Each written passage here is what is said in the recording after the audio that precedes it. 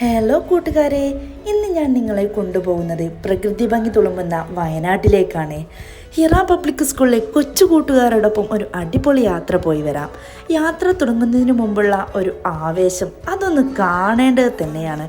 അധ്യാപകരും കുട്ടികളും രക്ഷിതാക്കളുമെല്ലാം യാത്രയ്ക്ക് എല്ലാം തയ്യാറായിട്ടുണ്ടായിരുന്നു.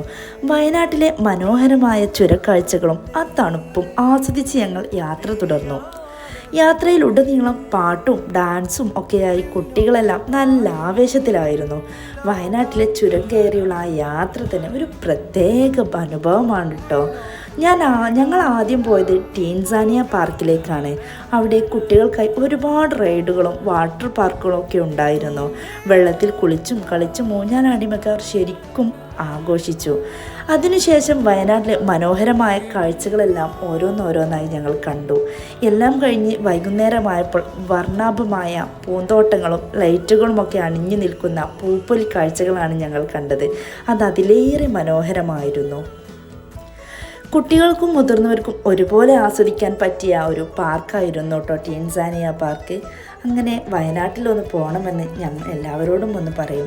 വീഡിയോ ഇഷ്ടപ്പെട്ടാൽ സബ്സ്ക്രൈബ് ചെയ്യാൻ മറക്കല്ലേ. അപ്പോൾ അടുത്ത വീഡിയോയിൽ കാണാം. ബൈ.